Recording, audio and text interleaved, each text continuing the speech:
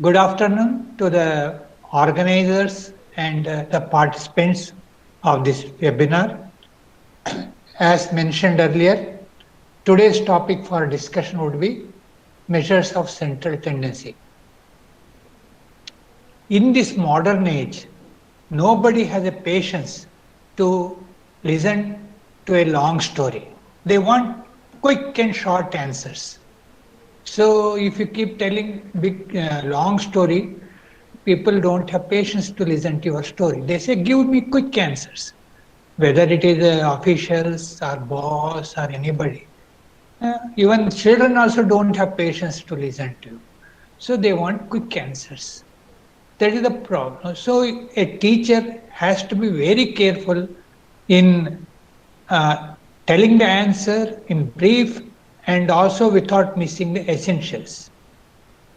Uh, so the skill has to be developed to be brief, to the point. This is as a webinar on statistics for economics. Then today, next, the section session 2 is on measures of certain tendency. Then what I say as introduction, people don't have patience to listen to a long story, listen to your long answers. Suppose the official asks a teacher, what is the number of students who are joining online classes? So a teacher may say Monday, so many attended, Tuesday, how many? The official would say, in general, how many are attending? So a teacher may say generally 20 students are attending online classes. Like that, if a boss asks how much time it takes for you to come to office. And if he says some days when there is a peak traffic, it will take more than 1 hour. But the boss is not interested in listening to all big stories. He says how much time, about how much time it takes. The employee will say about 30 minutes. Similarly, if somebody asks, how many cups of tea you will have, sir? When there is a Sunday, I will have more cups. When the guests come, I will have more less. But people would like to know, in general, mostly how many cups. The consumer say mostly 3 cups of tea. Now, all these words, that is generally, about, mostly, what do they convey? They convey some summary measure broadly. Means there is likely to be variation, but in general it is about. So instead of giving a long list of answers, you prefer to give a brief about that. Generally 20 students attend, about 30 minutes, takes 30 minutes to reach, or I will have mostly 3 cups of tea daily. So this is, instead of giving detailed breakup, you want to give only brief, be brief. That doesn't mean, but we want to know what is the per capita income of the country in general. Similarly, per capita consumption of food grains. Similarly, productivity of industrial workers. So all these, to answer these questions, we need some sort of summary figures, some broad summary figures. So how to, if there is a huge data, you have taken the trouble collecting large amount of data, but you have to summarize. How can you summarize? This summarization is possible with the help of some tools. So those tools are called, in simple language, one may call it as average, or somebody may, a statistician may call it as measures of set. To answer questions, we need some summary measures. Big data is there, but the data has to be summarized. How best can you summarize? It is possible to summarize with help of what are statistical tools called averages. Average is nothing but a summary of the big series. Big data is there. We want to summarize that big data in a short form. That are called averages, or a statistician will call them as measures of central tendency. Why this word measures of such a big name called measures of central tendency? They are called measure of central tendency because they have a tendency to be in the center of the series. There is a big series is there, some are big, some are small, but we want to have a number which represents the whole series. So these will be very useful. Sometimes these measures are also misused. We have to be careful using these measures. So, what are these important measures of central tendency? What are these measures of central tendency? There are three important measures of central tendency. Most of you know. I can be a bit quick. That is mean. Mean is the ratio of the sum of items of a series divided by the number of items. So it's a ratio, total divided by number of items. This everybody knows. We call it as average or mean. Statistician will call it as a mean because average is a broad name. So there are many types of averages. Mean is one of the average. Mean is also one of the average. So mean is not the same. Like a mean is one type of average. There are median is also average. Mode is also average. So many people are acquainted with mean. Mean is the ratio of the total of the series, items of the series to the number of the divided by the number of items in the series. What is median? What is a median? Some may have heard of median also, but they may not have clear about what is a median. The median is the value of the middle item. Median means middle. The value of the middle item is called median. If we arrange a series either in ascending order or a descending order, the middle value of the middle item is called the median. So median is the value of the middle item. Likewise, there is another average which is called mode. Mode is another type of average. What is mode? Mode is the value which is frequently repeated in the series.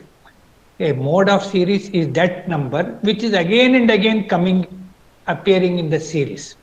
So that is called a mode. So these are the three important measures of central tendency: mean, median, and mode. Now we will take up put it in more algebraical fashion. In mathematical language, mean is equal to sum of items divided by the number of items. So putting in a symbolic form, it is summation x by n. So x1, x2, x3, like that, xn are the items in a series, and mean will be sum of items divided by number of items. In symbolic form, it is called summation of x by divided by n. Now, what about median? Likewise, algebraically, median can be expressed as I told, median the value of the middle item. We can put it as m denoted by. So median. Now middle item, how to know which is middle item? If n is odd, that is number of items in a series is odd. Odd means 3, 5, 7. If n is odd, then the middle item will be found out by n plus 1 by 2 item will be the middle item. So the middle item in a series having n items will be n plus 1 by 2. So that will be the middle item. So where n is the number of items in the series. This is provided if number of observation is odd. If there are even number of items in a series, then we have two middle terms. What are the two middle terms? N by 2 is also middle term. N plus 1 by 2 term is also middle term. So when n is even, we have two middle terms. So when n is even, suppose n is 5, n is 5, then third item will be the middle item. If n is 6, that is n is even, then we have two middle items, middle terms. Which are the two middle terms? Third item is also middle term.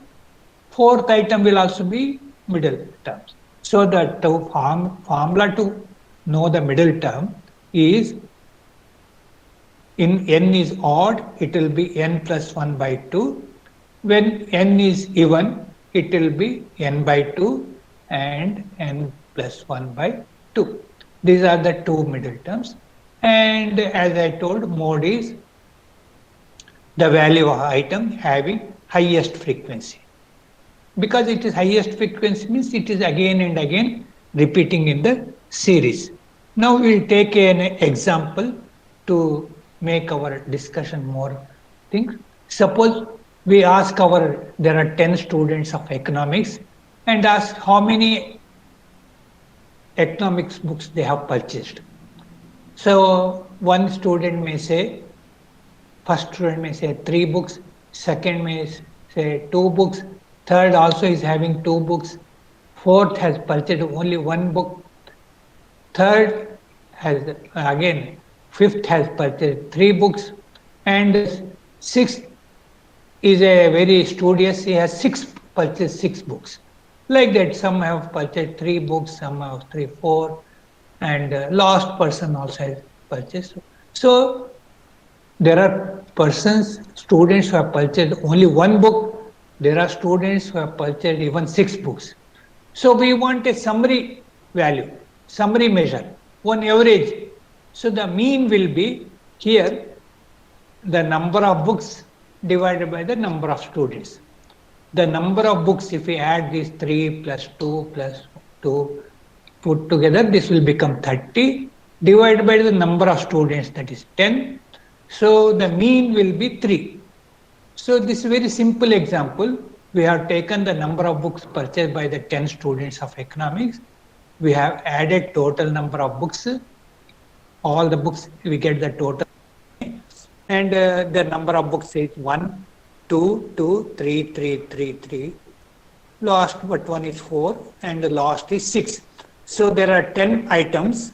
The n is even. So we have 2 middle terms. When n is even, we will have 2 middle terms.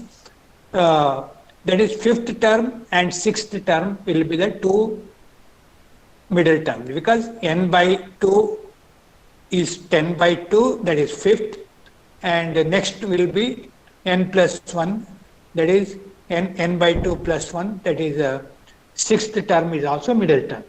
So both 5th term and 6th term happen to be 3, 3. So the average of the 2 will also be 3. So the median value is 3.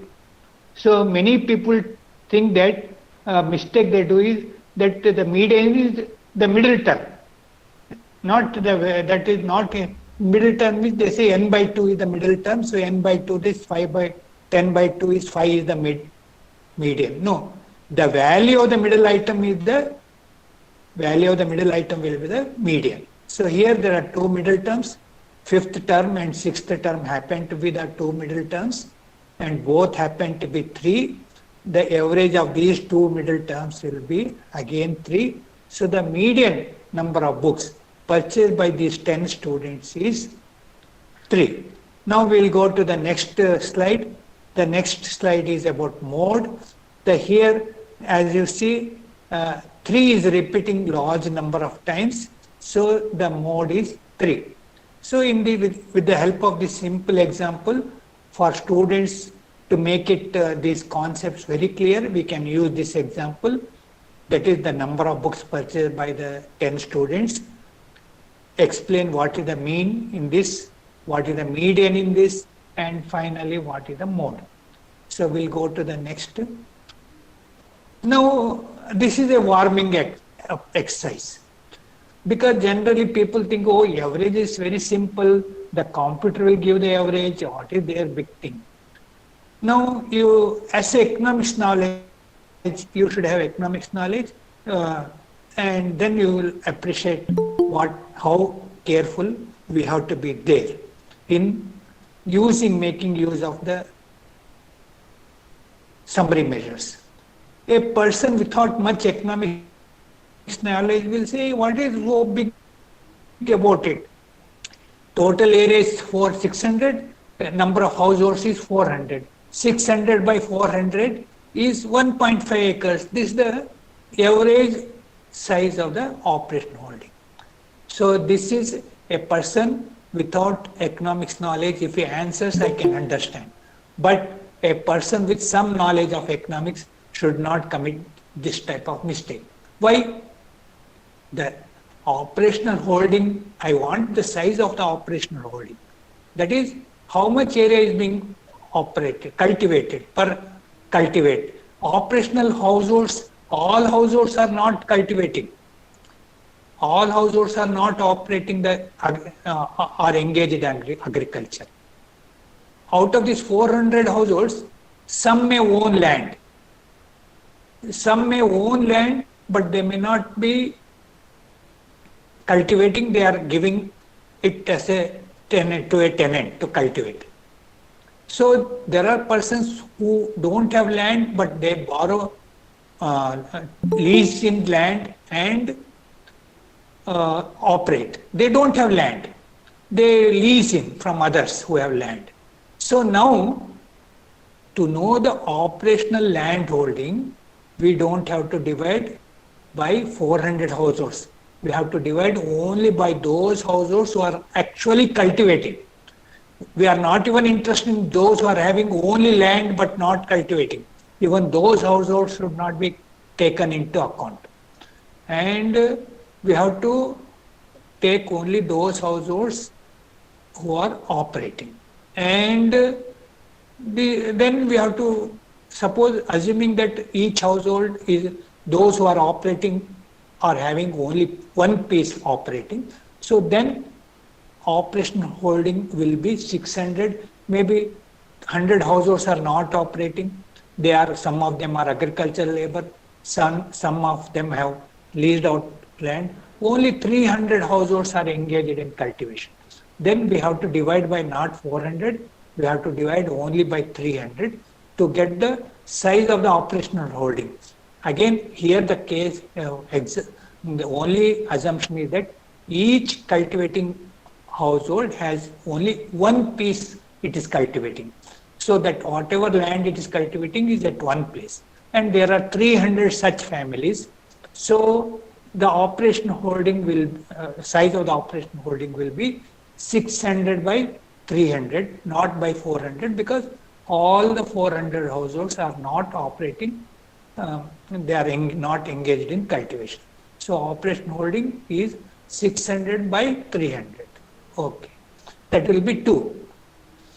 So now we'll go to another exercise. Again, because I want to stress, because people are under impression that average is very simple.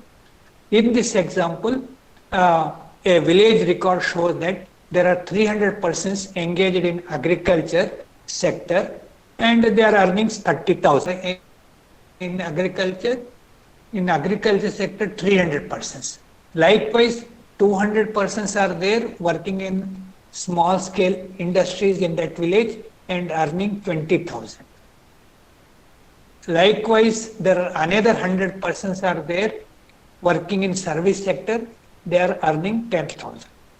Record, there are 300 persons who are working in agriculture sector earning 30,000. Another 200 persons are working in small scale industries earning 20,000. Finally, there are 100 persons are working in service sector and earning 10,000. The question is average earning per worker. Average earning per worker. So the total earnings will be 60,000 divided by 600. Therefore, they make, one may say it's 6,000 rupees. This is a person who doesn't have any economics knowledge will talk in this sense. This is what a person without economics knowledge may do like this. But with some economics knowledge, you can understand that agriculture is a seasonal occupation. Sometimes a same person may work in agriculture,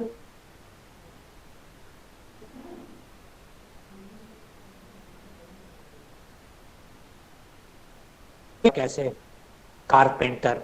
So these are persons working in agriculture, persons working in industries, and persons working in service sector are not separate groups. They are not mutually exclusive groups. There can be same person can work in more than one sector. So 300 persons working in agriculture sector, some of them may work in small scale sector like bead making. Some may also work in some service sector like artisan, he may be carpenter, like that. So the total number of workers or earners will not be 600, it will be much below the 600. So you have to be very careful. If you just keep on adding this number of earners in agriculture, number of workers in service industries, you should not add and get, you may get overestimated figure because there is a same persons can work in both things. So a person can have more than one occupation. We call it a main occupation and a secondary occupation. So when you are working out the averages, you please be careful. Don't blindly do these averages. Many people do these averages. So I just wanted to warning. These are all just making alert that you have to. We'll go to the next exercise. Everybody has heard about Manrega. But Manrega, instead I call it MGNREGS. It is not act which we are interested. We are interested in the scheme. People, Manrega means it is the act. That we are interested more in MGNREGS, that is the scheme. So the scheme tells that in April month how many worked, May month how many persons worked, again June month how many households participated and worked. So now how many HH means households. So in month so many 100 households have participated. In May 200 households because summer many people have participated. In June again rains have to come, still more persons have participated. So now number of households have participating is changing from month to month and number of days participated also has changed. Now question is what is the average number of average employment provided under MGNREGS per household. So people will do what they do, number of persons, percentage, number of days worked, total number of days worked divided by the number of households. So here the total number of days worked is 10,000, total number of households if just add like this 100, 200 and plus 300 they put 600. Divided they get a figure of 1666, but this is incorrect. This is incorrect because there is a possibility that same household may have worked in April, the same household may also have worked in May, the same household may have worked in June. They will be repeating, we call it double counting, triple counting. So we have to be very careful. Don't blindly use this type of second data and get some type of averages. It has no meaning. I will come back to this example later in this discussion. So now we took a discrete this thing, how to calculate mean, median, mode in a discrete when the individual observations are given. But if it is a grouped data, what are the formulas which are there? In a grouped data, arithmetic mean is given by sum x bar, it is denoted by x bar, is equal to summation f of x divided by m, sum of divided by n. There are deviation method, let us not worry about that. Again for median, the formula is equal to L plus n by 2 minus Cf divided by f into I. Again there is a formula for mode. These what these each symbol stands for. We'll see them as we take up a numerical example. But this is sufficient. I have given you the formulas here to compute arithmetic mean, median and mode. We'll see how to apply this formula with the help of a numerical example. So now this is a numerical example. Here we have given number of households, and also we have given that the arithmetic of households rent, how much rent they are paying to their households. So we have this group data. There are households who are paying less than 2,000. There are some households paying rent between 2,000 to 3,000. There are households who are paying rent between 5,000 to 6,000. And the number of households we are given in the next column. These number of households are called frequency. And for calculating arithmetic mean, first we have to find the mid value of each class interval. First class interval in this example is 0 to 2000. 0 to 2000. Here the middle value is 1000. Middle value of the class interval is 1000. Next class interval is 2000 to 3000. The middle value of this class interval is 2500. Likewise, if you go on, the last class is 5000 to 6000. The middle value of the class interval is 5500. So there are 50 household data. We have data on 50 households. We have computed mid value of each class interval. And then we have to find out that f into x, where x is the middle value of the class interval. So we get 5 into 1000. That is the last column. 5 into 1000 will be 5000. Again 10 into 2500. The total will be multiplied. It will become 25,000. Likewise, we have to keep on multiplying the frequency into the mid value of the class interval.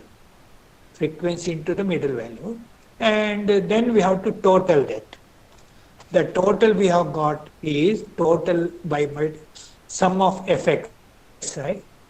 Sum of fx is equal to 1,83,500. 1,83,500. That is the total of the last column, divided by the number of households. The number of households happen to be 50. So we get the result is 3,670. So arithmetic mean of the rental value is 3,600. So when the grouped data is there, the first step is you find the mid value of each class interval, then multiply the frequency into the mid value, get the total. Once having got the total of sum of fx, divide by the number of items, that is number of households in this case, you get the arithmetic mean. There are also what is called deviation method. Let us not worry about that. Let us know how to calculate median when the data is in grouped form. When the data is in grouped form, how to calculate. So the first step is to find median in grouped data is, we have to find a way in which class the median will be there. So that is called median class. So first thing we have to find is in which class the median is there. So here, how to know whether the median is in the first class interval, second class interval, third class interval. So the median is we want to know where is the middle term. So there are total observations are 50, and the n is even. So the middle terms are 25th term. N by 2 is 50 by 2, that is 25, and the next term, that is 26th term, are the two middle terms.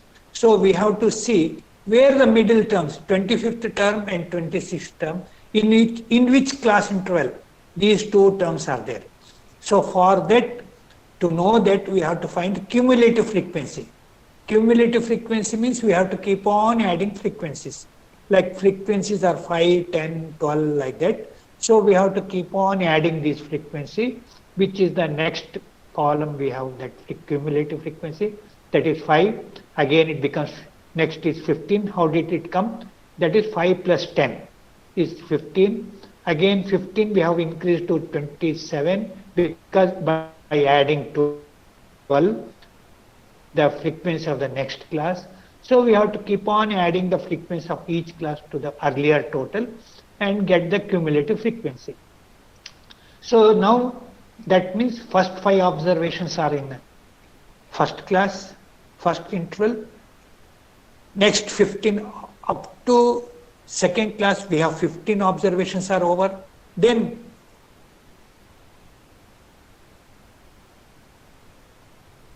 item number 16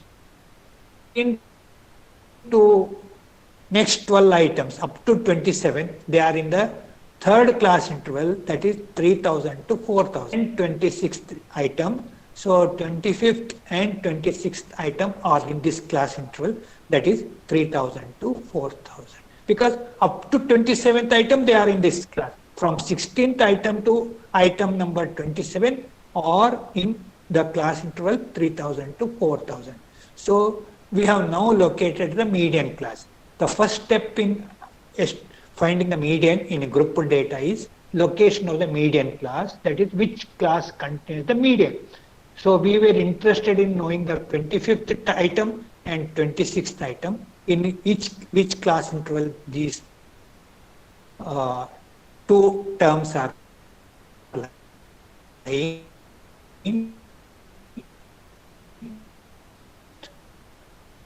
We found that this class interval 3000 to 4000 contains, so 25th term and 26th term are in the interval 3000 to 4000. So now we have located the median class. Next step is we have to estimate, we have to apply the formula. We have to apply the formula. The formula is L. First we have to tell L is the lower limit of the median class. As I said, the lower limit of the median class is 3000, because the median class is 3000 to 400. The median class is, the lower limit of median class is 3000 plus. Then next is n by 2. We have to, n by 2 is number of items is 50 by 2, that is 25. So we have put 25. Next term is minus 15. What is the minus 15? It is the cumulative frequency preceding the median class. It is the cumulative frequency preceding the median class. The cumulative frequency preceding the median class is 15. So the numerator is 25 minus 15 divided by the frequency of the median class. The frequency of the median class is 12. So we have divided by 12 into that length of the, or width of the class interval. Width of the class interval is upper limit minus lower limit. Upper limit is 4000, lower limit is 3000. So the difference is 1000. So the width of the class interval, width of the class interval is 1000. So we have to simplify. That is 3000 plus 25 minus 15 will be 10. 10 divided by 12. Then into 1000. That is the width of the class. So by simplifying, it becomes 3000 plus 833.33. So totally net is 3,883, the median. So mean was 3,600. Median is different, slightly higher than the mean value. The median in this case happened to 3,883. So let us see now the mode. How to uh, find the mode for this. Again, to find the mode, first step is we have to find the modal class. Where the mode is there? A modal class is that class which has having highest frequency. Modal class is that class which is having highest frequency. Here, the class for the class interval 4000 to 5000 is having the highest frequency, that is 15. 15 is the highest frequency. So in this case, in this example, the modal class is 4000 to 5000, whereas median class was 3000 to 4000. Median class was 3000 to 4000, but here modal class is 4000 to 5000. Because why it is so? Because it has highest frequency. That is 15 is the highest among all other frequencies. So this class 4000 to 5000 is called modal class because it is having highest frequency. Now next step is we have to apply the formula. We have to apply the formula. The formula, as mentioned earlier, is first mode is equal to lower limit of the modal class. That is, here the lower limit of the modal class is 4000.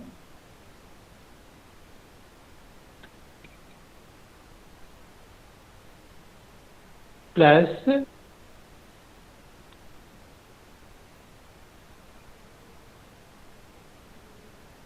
frequency of the modal class. Yeah, is the frequency F0 is the frequency of the modal class minus F of this frequency of the class which comes before class. That is 4000 to 5000 is the modal class. The class which is coming before class is 1000 to 4000. And the frequency of that class is 12. So modal class frequency minus frequency of the class coming before the modal class, that is called preceding the modal class, 15 minus 12.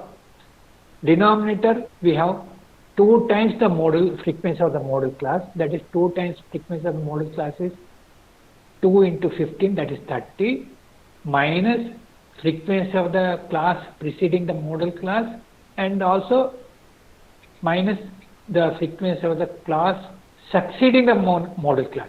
So we have to consider both the class which is coming before the modal class which is coming after the modal class. The frequency of the class which is coming preceding the modal class is 12. The frequency of the class which is succeeding frequency is 8000. So put 8.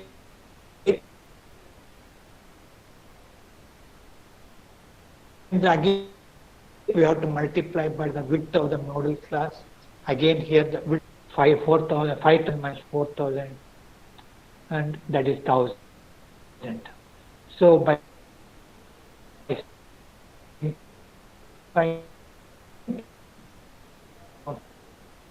4 plus 3 by 10 into 1000. So mean happens to be 3600. Mean happens to be 3600. Median happens to be 3800 and odd. And the mode happens to be 4300. So now you notice that all are not same, but they are near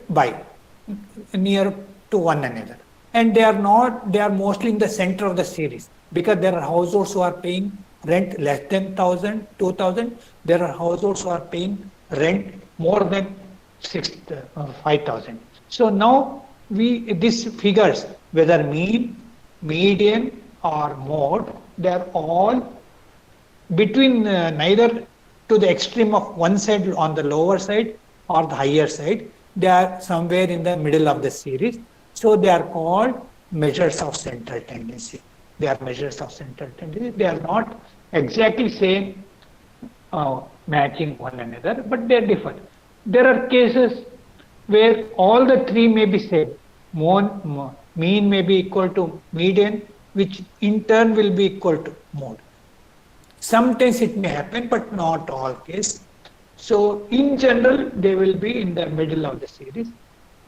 So they are called the measures of central tendency because they have a tendency to be in the center of the series. Okay.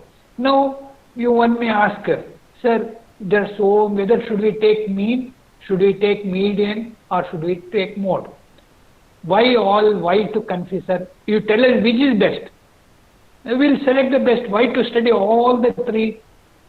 One may ask this simple question. Why to study all the three, mean, median, mode? You tell us the one, we'll make use of that, we'll concentrate then. Why to waste our energy on all other things? The answer is sometimes mean is good, sometimes median is good, some other time mode is good. So how we have to decide? Depending upon the case, whether we should use mean, whether we should have median, whether we should have use mode. So when we should use mean, when we should use median, and when we should use mode, it all depends upon the case. So depending upon their merits and demerits, we will be able to decide which should be used when, whichever they should be used when. There are each measure of central tendency has some plus points and some minus point. Now coming to the mean, what are its plus points?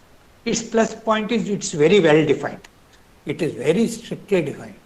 Then it is easy to comprehend. If anybody can be told, sir, how to calculate mean? You add all the items, divide by number of items. People will understand what it means. Easy to understand. Easy to comprehend means easy to understand. More important property of this is, there is mathematical manipulation is possible. Mathematical manipulation is possible. That is, in higher mathematics or higher statistical level, you can see only mean. Median and mode do not play much role. So that is one advantage. This is the biggest advantage, not one. This is the biggest advantage. Now let us see what are the minus points. The minus points of this are, the mean is greatly affected by the extreme value. If there is some extreme value in the series, the mean gets affected. So automatically, if there is some extreme value in the series, then you should not, in such a case, you should not use mean, you have to use median. Better in that case. Then it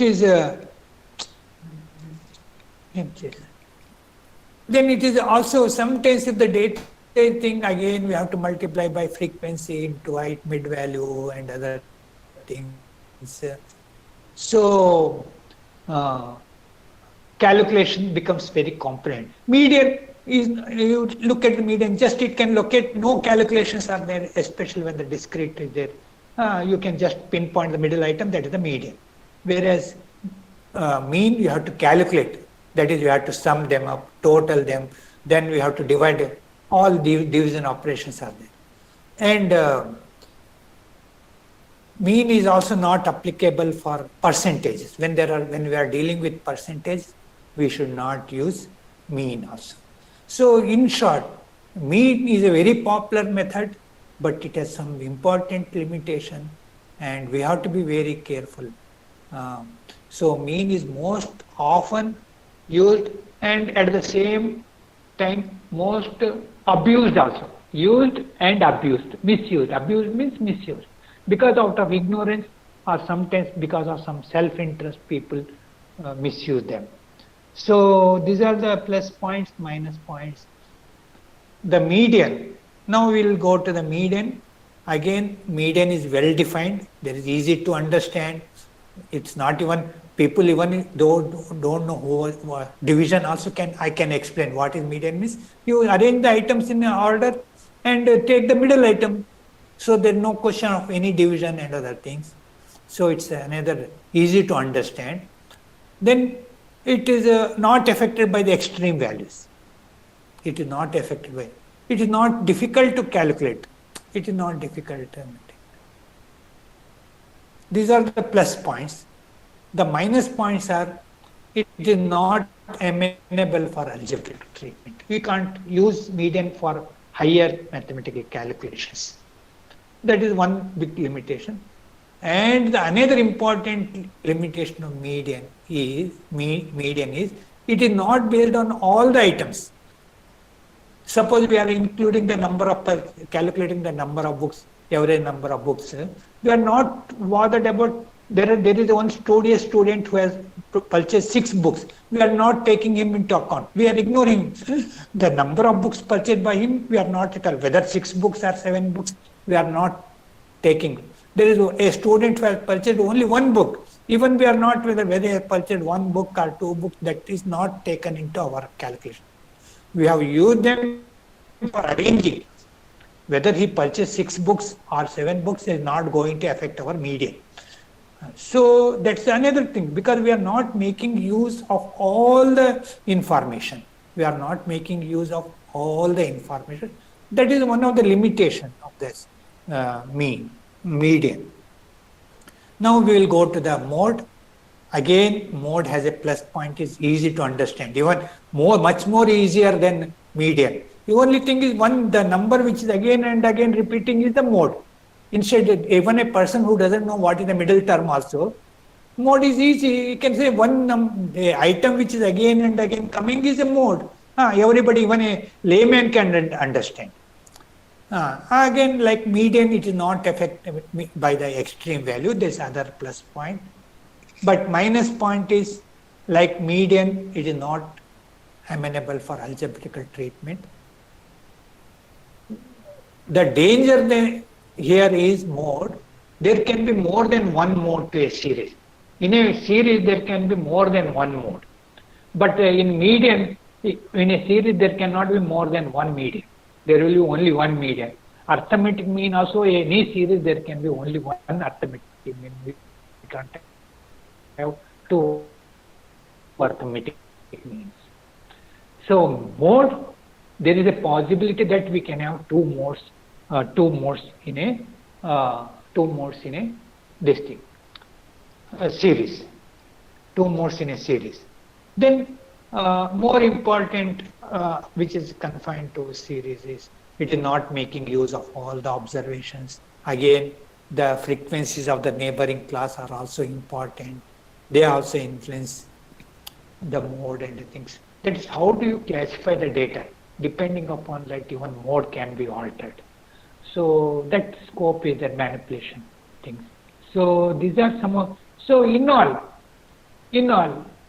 each measure of central tendency has some plus points, minus points. Now, if a parents have 3 children, if you ask her, which one you like most? No, I love most of them. Then you say the first one is good in this respect, but he is very obedient, but he doesn't not as intelligent. Second one is intelligent, but sometimes he obeys us, sometimes he doesn't disobey us. Third is like that, has some plus points. So parents will say, depending upon the requirement, they assign the work. They think, oh, the child will be good to do this one. Second child, third child will be good for this. So depending upon the situation, the parents assign the work, whether to the first child or second child or third child. So also, a user of statistics should know when we should use mean, when we should use median, and when we should use mode. Otherwise, we may get wrong results. Like a parent, if some work which should be given to intelligent student, child, if we give to another who is obedient but not so intelligent, he will spoil the work. So the parent has to be careful in assigning the work to the children. So also the user of statistics should be careful in deciding which measure of central tendency to be used. So now again these things have been put at one place. So we will skip this slide. Then numerical example again. This is a very typical example. What I told in words, I am telling the same thing in with the help of numerical with the help of a numerical number. Now here, monthly SAM, some are getting less than 9,000, 10,000. There are people earning 10,000 to 20,000. There are no, in our data, that nobody is working, having salary between 20 to 30,000 and 30,000 to 40,000. But there is one person having salary in the range of 80 to 90,000. 80 to 90,000. That is one extreme value. There is one very rich person in this whole set. 20% information is given, 20 households information. There is one very rich household. That is, we call it a very extreme observation. Now we'll calculate, now we'll discuss which is to be used. Why don't you use mode? In this case, the mode will be the class having highest frequency. Here highest frequency is first class, that is 0 to 10, 9,909. That 0 less than 10,000. It is having. Why don't you depend only on this? The thing is, if you look at the next interval also, it is also having equally good number of observations are there. 9. Narrowly 1 is less, that's all. But it is less by 1. So it's also equally qualified to be called as a mode. Just you can't ignore that 9 also. So totally depending upon that first class would not give the true picture. So here the problem in using mode, thinking that people have only income less than 10,000 is a bit not correct picture, because there are a good number of persons who are between 10,000 to 20,000. So if you conclude that there are large number of households are running below 10,000, it's not a realistic picture, because there are good number of households are there who are earning between 10,000 to 20,000. Then what about the use of mean? What is the disadvantage of using mean? Here, most of the persons are earning below 20,000. Large number, except one. 19 persons are earning below 20,000. 19% households are earning below 20,000. There is only one household who are earning in the range of 80,000 to 90,000. So, if you work out the mean for these 19 households, it comes to only 9,737. It is only 9,000, that is below 10,000. That is arithmetic mean. But if we include that one last household which is earning in the income in the range of 80 to 90,000, the average increases to 13,500. The average jumps to 13,500. You compare, for 19 households, it is only 9,700, and by adding one household, which extreme household, the average jumps to 13,500. So an increase of 39%. Increase of 39%. It's true. Therefore, arithmetic mean gets very much influenced by the presence of extreme value. Whereas mean and median are not influenced by the presence of extreme value. So this numerical example I wanted to highlight. What all we tell in the form of a story, people may not understand. It's better that we take a numerical example. So I thought of giving a numerical example to tell to highlight which measure should be used when and which measure should be this thing. So these are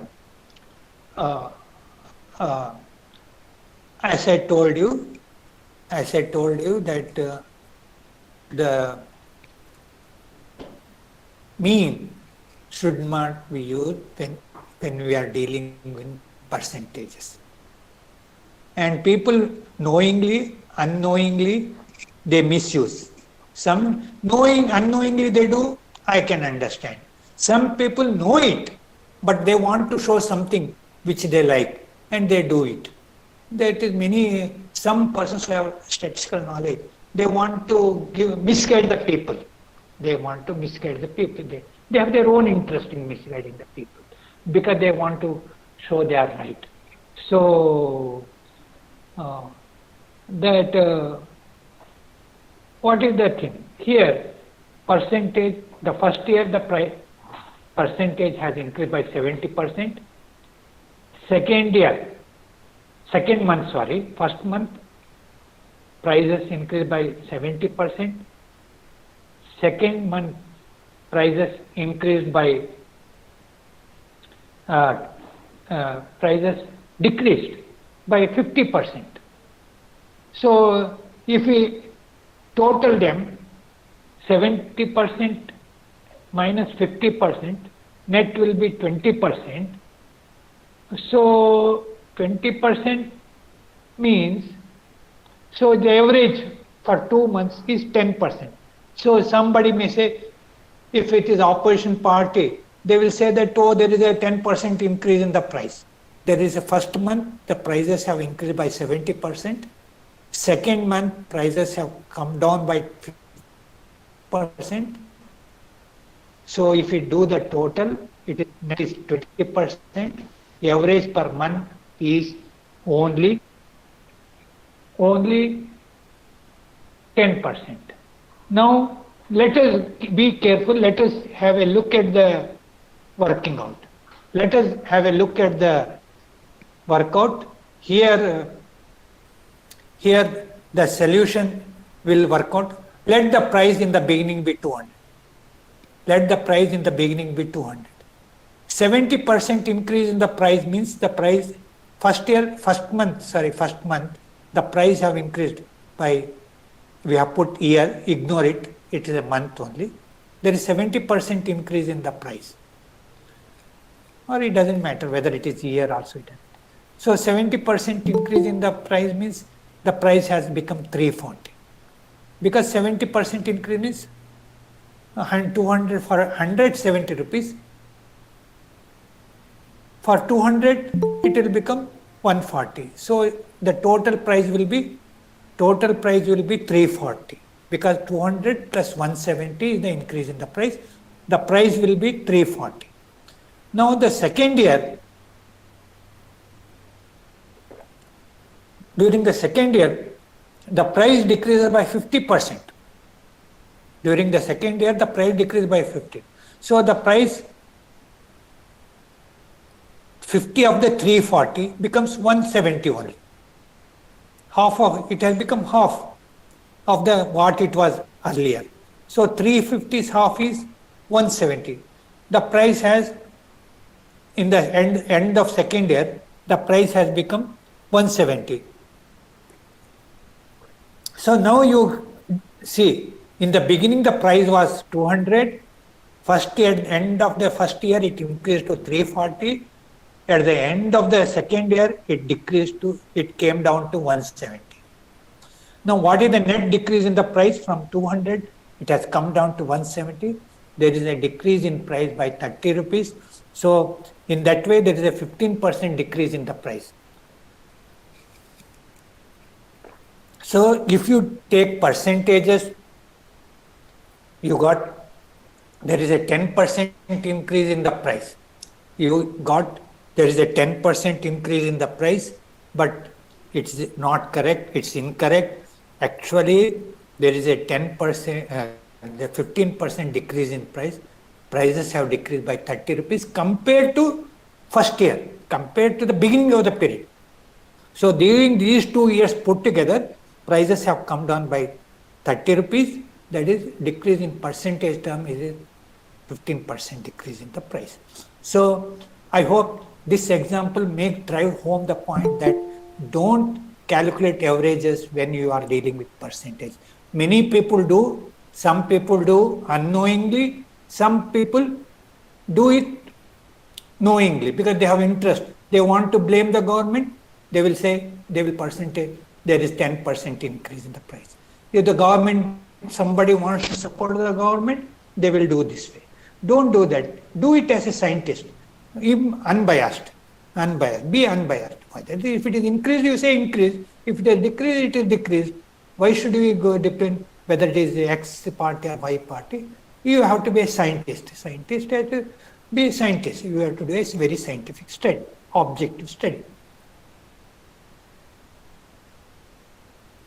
This is another example where we were discussing. I have already referred. And this is the main step many people are doing. Large number of works are NGRS are doing. And knowingly or unknowingly, they are committing mistake. Again, I have given the number of persons who households participated during the month of April, May, June, and the number of days worked. And if there is a question, what is the number? Average days of employment per household. Average days of employment per household, if you want. People just add all the number of persons, days worked, divided by number of households. And in this case, as explained earlier, it is 10,000 by 600. And then it's 16.66, 16 days or about 17 days. So this is call it as, this is the average number of days of employment generated per household. Then one may ask, is it correct? One may question, is it correct? How far are we correct? How far are we correct? Is it not possible that the household which worked in April, working in May, there is a possibility that household which worked in May also working in June? There may be possible some households worked in April but went to some other place, did not work in May, again rejoined in June. If you add all these households, you will get duplicate, triplicate, not the right number of households who have participated. To make the things more concrete, I am giving this example. So my request is concentrate on this example. In the month of April, 100 households participated in the program. And so number of households participated is 100. In the second month, that is month of May, out of 100 households who participated in April, 50 left. 50 continued in the work, but 50 left. But new 150 households joined. So total number of households who participated in month of May is the 50 old households which are worked in April, along with that 150 new households who have worked. Total number of households who participated is 200. Now in the month of June, the 200 households who participated continued to work. Along with them, the existing household, along with them, new households have come, 50 households have come, and old households, 50 have gone away. Now, in this calculation, we have to be very careful. How many are new households? Don't keep on counting the same households again and again. So once counted. Whether it goes and comes back, again don't count it as another household. So In the beginning, there were 100 households. Okay. In the second month, how many new households came? 150 new households came. In the third month, how many new households have come? 15 households. Whether what happened to old households, whether they came back, whether they went out or came back, let us not count. So, how many it will be? Existing old we started with 100 households. Second month, how many new households came? 50. In the third month, how many new households came? Another, in the second month, 150 new households came. So, the old 100 households plus 150. In the third month, another new households came, another 50. So, totally 300 households have participated. Some households have participated for all the 3 months. Some households have participated for only 1 month. Some households may have participated for 2 months. But net households have participated are 300 only. So, if you want to know average number of days of employment provided for the participating household. It may have participated for 1 month, it may have participated in all the 3 months, it may have participated. In such a case, only 300 households have participated. So, we have to divide by 300, not by 600. So, it will become 33 days, about 33. So, many people who have done work on MNREGA, they keep on doing such mistakes. Again, knowingly or unknowingly, they do mistakes. But they have to be very careful in doing. Just adding the number of days, employment days, by adding the number of days, you will not be able to get the average number of days of employment per household. What you have to be very careful is that you should not count the same households again and again. So this is very important, because economics students should know, become MNREGA. If a physics student doesn't know all these things, I can understand. But being our economics teacher and student of economics or researcher in economics, we have to keep all this point in mind. There is as I told, statistics is misused again and again. People may make statistics a laughing stock. There was a statistician who wanted to cross a stream with his all family members, and he found that the average depth of the stream is 3 feet, whereas the average height of his family members is 3.5. He said, okay, our average depth is less than the average height of the members in the family, so we can cross the stream, But naturally, as you know, stream, as we go inside, it will become deeper and deeper. But in family members, some are taller than 3.5, some are having shorter, and if they start crossing, some members children may get drowned. So people, it is don't apply statistics like that. Somebody even make fun, like keep 1 foot in a hot boiling water, keep another foot in the cold chill water. It will be average. Hot water will not cancel. 1 feet will get burnt, another will be cramped. So don't do that thing. Like that, some districts may have heavy floods, may be there in some districts. There may be no rain in some districts. But if you calculate the average, the rain per district, it will get normal figure. So avoid such a misuse of mean. This is only to make a laughing stock of a statistician. Nobody does this thing. This is only to this is exaggerated examples. Please, this thing ignore. I don't mean hurt anybody, but these are the things. So guidelines are avoid mean and use median whenever there is extreme values. Mode is more useful when you are for a garment industry and you want to know the profit of a new startup industry. You can use mode as a guideline. So thank you very much for your patient hearing.